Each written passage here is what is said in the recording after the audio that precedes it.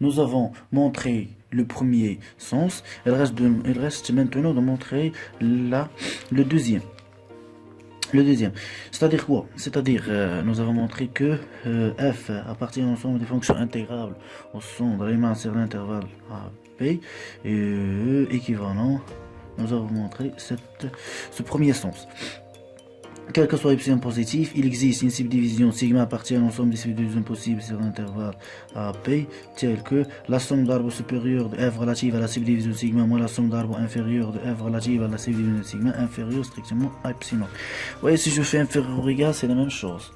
Oui, c'est la même chose. Inférieur ou égal ou inférieur strict, en tout cas, c'est la même chose. Maintenant, on va montrer le deuxième sens. C'est en rouge. C'est bon. Le deuxième sens. C'est-à-dire, quel que soit epsilon positif, il existe une subdivision appartenant à l'ensemble des subdivisions possibles sur l'intervalle AP, telle que la somme d'arbres supérieure de f relative à la subdivision sigma, moins la somme d'arbres inférieure de f relative à la subdivision sigma, inférieure strictement à epsilon. On va commencer ça maintenant.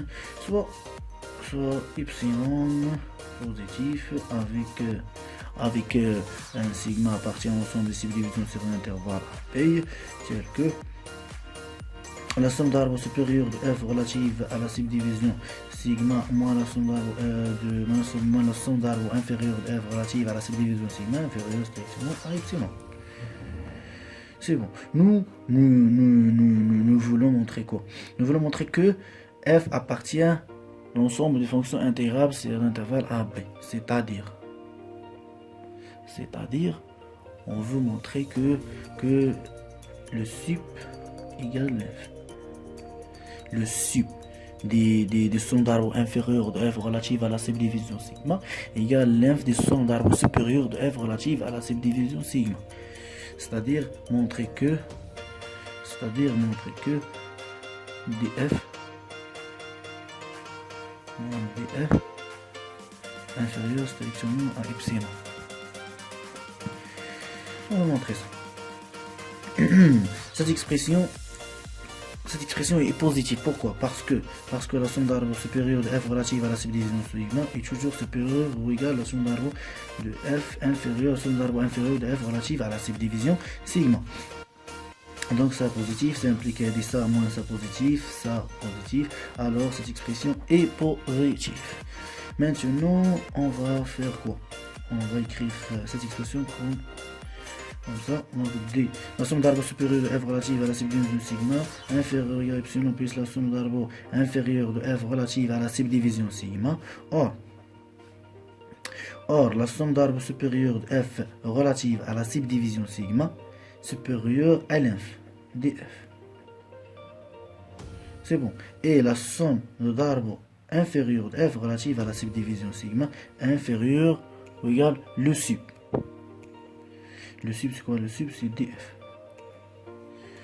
C'est bon. Donc cette expression devient ça supérieur à cette expression, ça devient d de f inférieur à la somme d'arbres supérieure de f relative à la subdivision sigma inférieur ou égal epsilon plus la somme d'arbres inférieure de f relative à la subdivision sigma inférieur.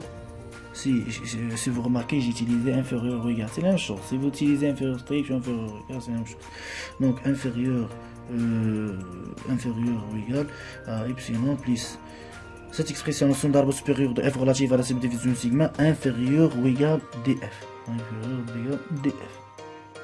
C'est bon. Donc ça implique que df moins petit df inférieur ou égal epsilon. Alors ça implique que df égale df. Pourquoi df égale df? Nous avons dit que quel que soit epsilon, c'est-à-dire si on prend par exemple epsilon égal à 1 sur n. Si je prends par exemple epsilon égal à 1 sur n. Si epsilon égal à 1 sur n. Si epsilon par exemple égal à 1 sur n. Alors quoi? Alors la somme d'arbres, c'est pas la somme d'arbres, alors l'inf moins le sup inférieur strictement 1 sur n. C'est bon, quel que soit n appartient à 1 étoile.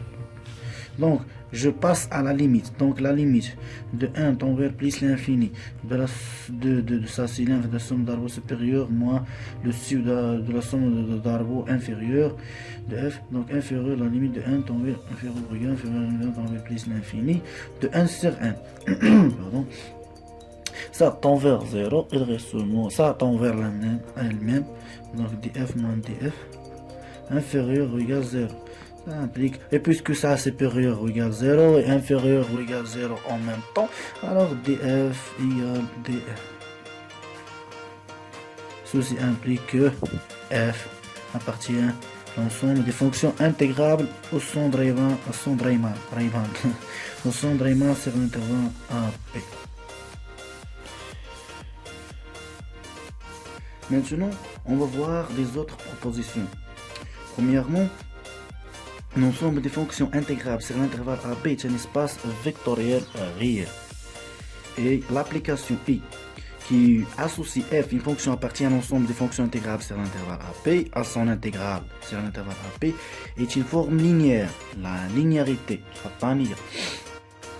la deuxième propriété, quel que soit f et g de fonctions appartiennent à l'ensemble des fonctions intégrables sur l'intervalle AP, f plus g, c'est la monotonie, implique que l'intégrale sur l'intervalle AP, f de x, d de x, inférieur ou égal l'intégrale sur l'intervalle AB, g de x, d de x, c'est la monotonie. Si f inférieur ou égal à g, alors l'intégrale inférieur ou égal l'intégrale de f, inférieur ou égal à l'intégrale de g. La troisième propriété, c'est quel que soit f appartient à l'ensemble des fonctions intégrables sur l'intervalle AP, l'existence C appartient à P tel que l'intégrale entre A et B de f de x, d de x inférieur, mais c'est pas inférieur ou égal, pardon, c'est égal à l'intégrale entre A et C de f de x, d de x plus C et B de f de x, d de c, c'est-à-dire faire l'intégrale entre A et P et seulement faire l'intégrale entre A et C plus l'intégrale entre C et B. La relation de Charles. On va montrer la première proposition. C'est pas la première, la moitié de la première proposition. C'est-à-dire R, l'ensemble des fonctions intégrables sur l'intervalle AP, est un espace vectoriel réel. Pour montrer que R, l'ensemble des fonctions intégrables sur l'intervalle AP, l'ensemble des fonctions intégrables sur l'intervalle AB est un espace vectoriel, il faut montrer les 8 propriétés. Donc il est plus difficile à montrer ces 8 propriétés. Donc on va faire quoi? On va montrer que si c'est un espace vectoriel, alors c'est un sous-espace vectoriel.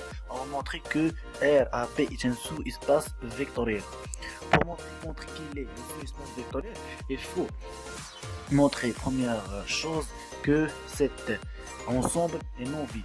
La deuxième chose que si je prends deux éléments de cet ensemble, alors la somme appartient à cet ensemble. La troisième chose, c'est par exemple si je prends un scalaire et un scalaire seulement, c'est pas deux, un scalaire et une fonction appartient à cet ensemble, alors le produit appartient à cet ensemble. Alors, on va commencer. On va montrer premièrement que cet ensemble est non vide. Montrer non vide. Montrer que RAB est non vide.